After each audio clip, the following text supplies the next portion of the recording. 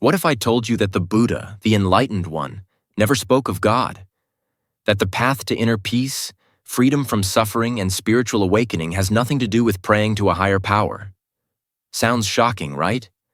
In a world filled with temples, idols, and scriptures declaring divine will, Buddhism stands apart, quietly, boldly, offering liberation without the concept of a creator. But why? Why does Buddhism, one of the oldest spiritual traditions, seem to leave God out of the equation? Was it rejection, or was it revelation? Today, I'm going to take you on a journey, not through mythology or blind faith, but through the awakening of a man, a prince who became a seeker who became a teacher, and a teacher who changed the world, without invoking a single god. So sit back, breathe deeply, and listen. Because what you're about to hear may not only change your understanding of Buddhism, but it may just change how you see yourself. Let me tell you a story, not a fairy tale, but a journey, a quiet journey of a man who walked away from royalty and into the forest, not to find a god, but to find himself.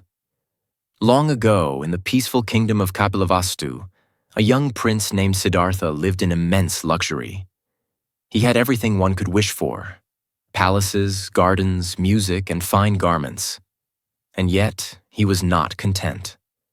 Something within him stirred, a restlessness, a question, not about gods or rituals, not about the heavens or hells, but about suffering. Why do we suffer? Why do we age, fall ill, and die? Why do even the happiest lives end in sorrow? Siddhartha had seen an old man, a sick man, and a corpse. For the first time, he saw the impermanence of life. And then he saw a wandering ascetic, serene and calm, as if untouched by the world's chaos. That image pierced through him. So, one quiet night, he left behind his palace, his wealth, his young wife and child, not out of selfishness, but because he knew that only by walking away could he understand what truly lies at the root of our suffering. Now let me pause here. You see, this is the first difference between Buddhism and other religions. While many faiths begin with a divine revelation or the word of a god, Buddhism begins with a question. A human question. Not who created the world, but why do we suffer and how can we end it? Siddhartha, who would become the Buddha, searched far and wide. He learned from great teachers. He practiced intense meditation and austerities, nearly starving himself. Yet nothing brought him closer to the answer. It was under the Bodhi tree, in silent meditation, that he finally realized the truth, not revealed to him by any god, but discovered through direct experience and deep insight. And what he realized was stunning in its simplicity and depth. Suffering exists. It has a cause, our craving, our attachment, our ignorance, and it can end through a path of wisdom, ethical living, and mental discipline. The Four Noble Truths and the Eightfold Path were born not from divine commandment, but from observation, contemplation, and clarity. Now people often ask, why is there no God in Buddhism? Did Buddha deny God? Did he reject religion? The answer is nuanced. Buddha did not speak much about God, not because he was atheist in the modern sense, but because he saw that speculation about gods, creation, or the afterlife did not help us solve the core problem of suffering. Imagine a man shot by an arrow, Buddha once said. Instead of asking who shot the arrow, what it's made of, or why it was shot, shouldn't he first remove it and treat the wound? That's the essence of Buddhism. Practical, grounded, focused on what is real and immediate. In his time, people worshipped countless gods: Brahma, Vishnu, Shiva. They performed rituals, sacrifices, chanted mantras. Yet suffering remained. People died, hungered, and cried. Buddha saw that belief in a god did not free one from suffering.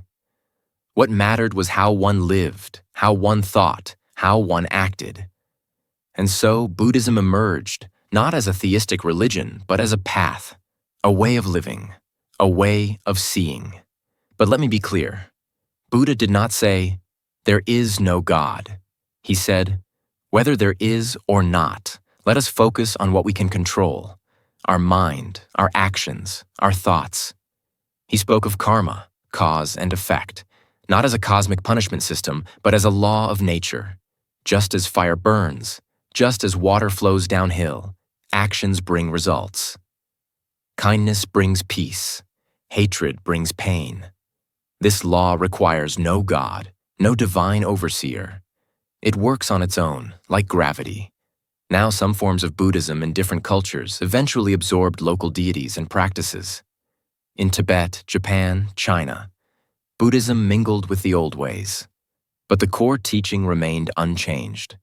Liberation comes not through prayer to a god, but through self-realization. And isn't that empowering? Think about it. You don't have to wait for a god's mercy. You don't need to appease a divine figure. Your freedom, your peace, your awakening, it lies in your own hands, in your own mind. No external savior needed. Just awareness, discipline, and compassion. There's a beautiful story from Buddha's life.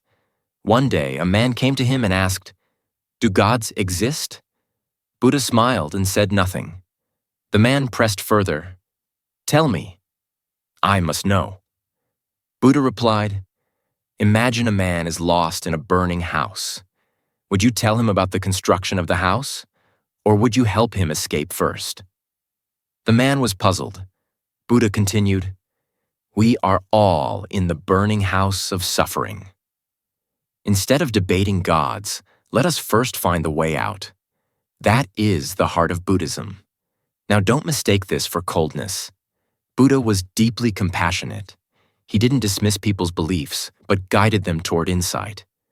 When people asked about the soul, about the beginning of the world, about the afterlife, he remained silent. Not because he didn't know, but because such questions did not lead to the end of suffering. He gave us tools, not dogmas. Meditation to calm the mind, mindfulness to observe reality clearly, ethics to purify our actions, wisdom to see the world as it truly is, not as we wish it to be. You see, Buddhism isn't about worship. It's about waking up. And when you wake up, you don't need to rely on faith alone.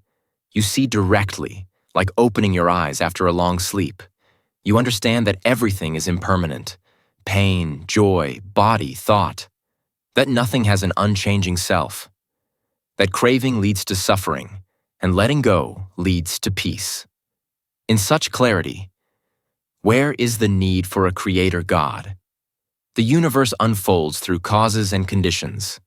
Like a seed becomes a tree, rain becomes a river, thought becomes action. No one needs to push it. It just is. Some may feel this view is bleak, even cold. No creator? No one watching over us? But Buddhism offers something profound in return. Personal responsibility, direct understanding, and the deep peace that comes from inner transformation. No one is judging you. No one is punishing you. You are free. And with that freedom comes great power, and yes, great compassion. When Buddha attained enlightenment, he didn't claim to be a god or a prophet. He called himself Tathagata, the one who has gone beyond, a human who discovered the way, like a doctor who finds a cure. He did not demand worship, but invited inquiry. He didn't say, "Believe me," but "Come and see for yourself." That is why Buddhism is often seen not just as a religion, but as a philosophy, a science of the mind. It invites doubt. It encourages questioning. Even Buddha said, "Do not believe in anything simply because I said it. Test it for yourself. If it leads to peace and freedom, follow it." Now I know some people feel comfort in believing in a God who watches over them, who answers prayers, and that is okay.